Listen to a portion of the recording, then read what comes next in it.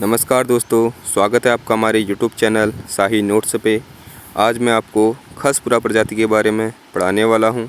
इससे पहले मैं आपको कोलपुरा प्रजाति, किरातपुरा प्रजाति के बारे में पढ़ा चुका हूँ। अगर आपने वो वीडियोज़ नहीं देखे हैं तो उन्हें अवश्य देख लें।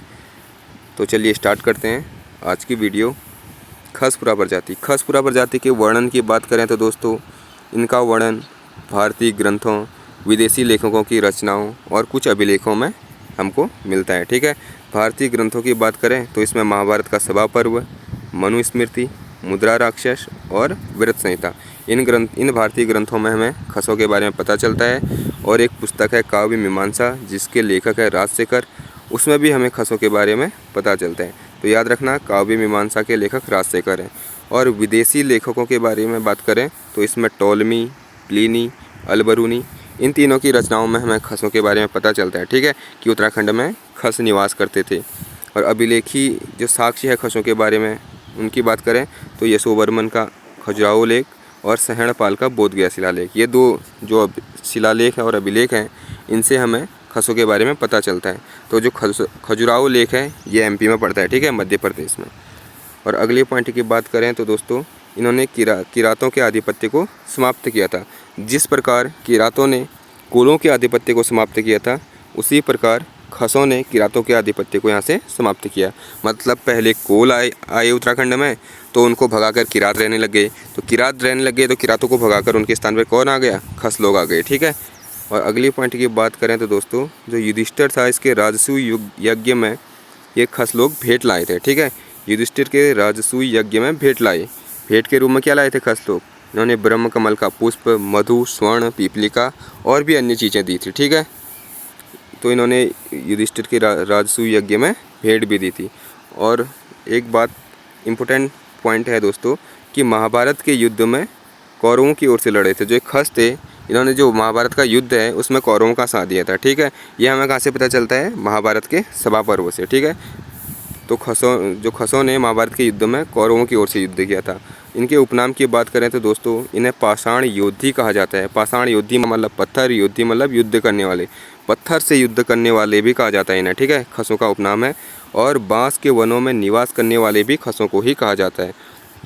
तो यहाँ से क्वेश्चन पूछा जा सकता है कि किस पुरा प्रजाति को पाषाण योद्धि और बांस के वनों में निवास करने वाले कहा जाता है?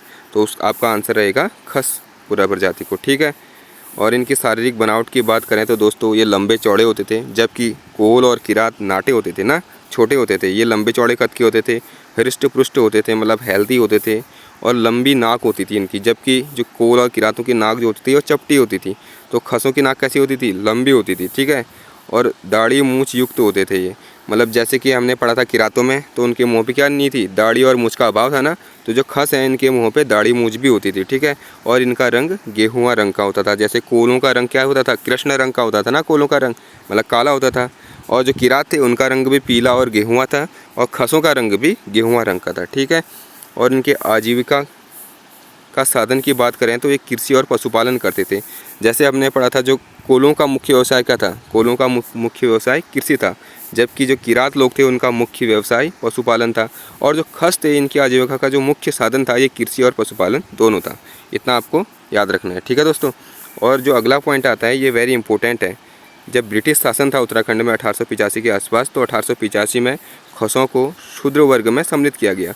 जो ब्रिटिश शासन चला था ना, 1815 के बाद चलने लग जाता है उत्तराखंड में ब्रिटिश शासन। ठीक है, तो उस टाइम पे जो 1885 का वक्त है, उसमें जो खस थे ना, शूद्र वर्ग में सम्मिलित कर लिया गया था। तो यहाँ से आपको क्वेश्चन पूछा जा सकता है कि खसों को किस वर्ष शूद्र वर्ग के अंदर सम्मिलित किया गया? तो आपको याद रखना है 1885। ठीक है, तो आपका आंसर 1885 रहेगा।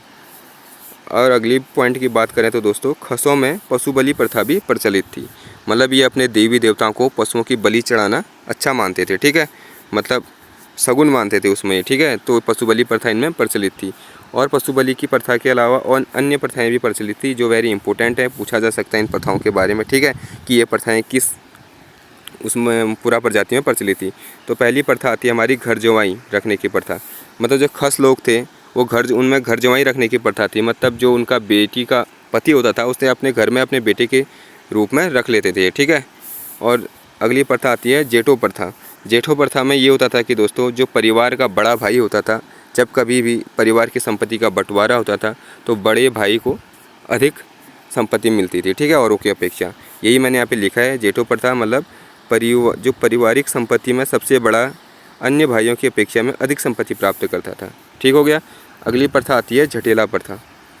झटेला प्रथा की बात करें तो दोस्तों यदि कोई स्त्री दूसरे व्यक्ति से विवाह कर ले तो उसके पूर्व पति से उत्पन्न पुत्र को झटेला कहा जाता है। ठीक है। यदि कोई जो स्त्री होती है, ठीक है, मतलब इसे ऐसे समझते हैं कि जैसे कोई दो पुरुष पति और पत्नी है, ठीक है, तो उनसे पुत्र की प्राप्ति होती है उन्हें, और बाई चांस किसी कारणवश उसका पति उसके साथ नहीं रहता है तो वह किसी अन्य पुरुष से विवाह कर लेती है। ठीक है। तो जो उसके पहले पति से जो पुत्र उत्पन्न हुआ था उसे हम क्या कहेंगे? झटेला कहेंगे। ठीक है। तो ये प्रथा भी इनमें प्रचलित थी। और अगली प्रथा की बात करें तो टेकुआ प्रथा, वेरी इंपॉर्टेंट है टेकुआ प्रथा। इसमें ये होता था कि कोई विधवा वैध या अवैध रूप से किसी भी पुरुष को अपने घर में रख सकती थी। ठीक है। और आजकल लास्ट जो प्रथा है इनकी वो है देवदासी प्रथा। देवदासी प्रथा में जो खस लोग होते थे दोस्तों, अपने जो ज्येष्ठ पुत्री होती थी, सबसे बड़ी इनकी जो पुत्री होती थी, उसे ये मंदिरों में दान कर देते थे। ठीक है। मतलब मंदिरों के रख रखाव के लिए, वहाँ भगवान का सेवा विवाह करने के लिए, ठीक है, मतलब उनके मंदिरों का रख रखाव, वहाँ पूजा पाठ और वहाँ कीर्तन करने के लिए जो ज्येष्ठ इनकी पुत्री होती थी उसे दान कर देते थे। ठीक है। ये देवदासी प्रथा होती थी। तो ये प्रथा को याद रखना दोस्तों। यहाँ से पूछा जा सकता है कि निम्नलिखित में से ये प्रथा किस पुरा प्रजाति में प्रचलित थी। ठीक है। या ऐसा पूछा जा सकता है कि निम्नलिखित में से कौन सी प्रथा खसों में प्रचलित थी। तो आपको याद रखना है इन प्रथाओं को: घर जवाई प्रथा, जेठो प्रथा, झटेला प्रथा, टेकुआ प्रथा और देवदासी प्रथा। ठीक है। तो आज की वीडियो यहीं पे समाप्त होती है। अगर आपको वीडियो पसंद आए तो लाइक और सब्सक्राइब जरूर कर देना मेरे चैनल को। ठीक है। और इस वीडियो को शेयर ज़रूर करना अपने दोस्तों तक। और दोस्तों कमेंट में आप मेरे को ज़रूर बताना कि आपको वीडियो कैसी लगी, और इसमें कुछ और इम्प्रूव किया जाए तो वो भी बताना, कुछ कमी आए तो वो भी बताना। ठीक है। और अच्छी लगी तो वो भी बताना। तो दोस्तों आज की वीडियो इतनी थी, तो समाप्त करते हैं आज का इस सेशन को। धन्यवाद वीडियो देखने के लिए। Okay bye, take care.